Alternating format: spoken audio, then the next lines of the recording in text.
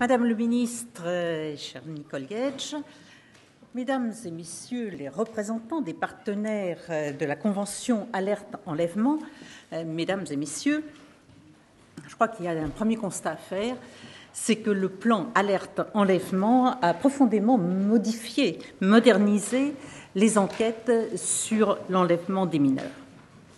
Parce que, dans le cas d'enlèvement, chaque minute compte dans l'enquête conduite par le procureur de la République, parce que les chances de survie d'un enfant dépendent des témoignages et des renseignements recueillis par les enquêteurs, tous les moyens d'alerte mobilisant la population doivent être déployés le plus rapidement possible. Et c'est bien l'objectif du plan Alerte Enlèvement. En 4 années, ce plan a démontré sa parfaite efficacité.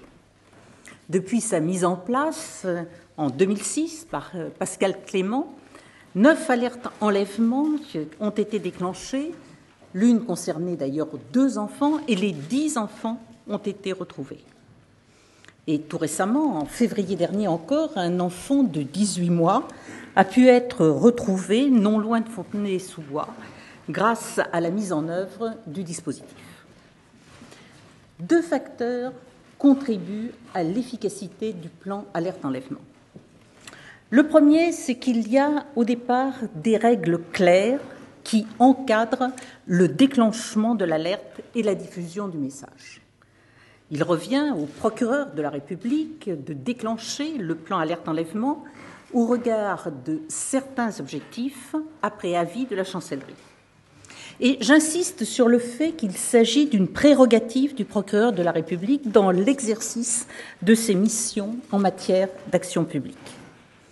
Un message d'alerte court est envoyé aux partenaires qui diffusent ainsi l'alerte toutes les 15 minutes pendant 3 heures. Si l'enfant est retrouvé ou si les besoins de l'enquête le justifient, le procureur de la République peut interrompre l'alerte. La deuxième raison de l'efficacité, à mon sens, c'est la fiabilité des partenaires du plan Alerte Enlèvement. Dans le dispositif actuel, des chaînes de télévision, des stations de radio, des sociétés d'autoroutes, la SNCF, la RATP, l'INAVEM relaient le message d'alerte. Leur mobilisation, tout comme celle de nos concitoyens, a fait le succès de cette nouvelle technique d'enquête.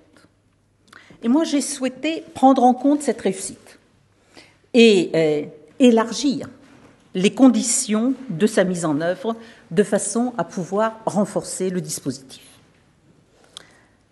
Pour renforcer ce dispositif, il nous faut donc ouvrir à de nouveaux partenaires. Ma conviction, c'est que nous pouvons donner davantage d'ampleur au plan Alerte Enlèvement. D'abord en visant un nombre accru de destinataires de l'information, car c'est ça la base, avoir le plus de renseignements possible, et d'autre part en usant aussi de toutes les ressources que nous offrent les nouvelles technologies. À partir du moment où il y a des moyens nouveaux, autant savoir les utiliser le mieux possible. Le premier objectif, c'est donc de toucher un plus grand nombre de nos concitoyens. Tout doit être fait pour les atteindre dans les diverses situations de la vie quotidienne, parce que c'est ça aussi l'idée. Les gens sont là où ils sont et nous les contactons à l'endroit où ils sont. L'avenant à la Convention que nous signons aujourd'hui permet donc d'élargir l'information au réseau des panneaux d'affichage urbains et aux bornes électroniques de la Française des Jeux. C'est un élargissement important et je m'en félicite. Il faudra sans doute aller encore au-delà et des réflexions sont aujourd'hui conduites pour étendre le champ du plan Alerte Enlèvement aux ports, aux aéroports et au réseau des stations-service, qui là aussi sont des lieux où un grand nombre de personnes se retrouvent chaque jour et à chaque moment. Les nouvelles technologies doivent donc également être mises à contribution dès lors qu'elles peuvent être un support efficace à la transmission du message d'alerte. Et c'est bien le deuxième objectif de ce texte. Des sites Internet à très haut taux d'audience mais aussi des applications pour téléphone mobile reliées à Internet seront ainsi désormais mis à contribution. Mesdames et messieurs, certains d'entre vous représentent des partenaires de longue date, d'autres sont de nouveaux venus. Je veux dire qu'aujourd'hui, le dispositif comporte 11 chaînes de télévision, 10 radios, 24 sites web, 2 sociétés d'affichage, soit plus de 60 000 écrans, une application sur téléphone mobile. Je veux saluer l'implication, la détermination de chacun des partenaires dans la réussite de ce dispositif.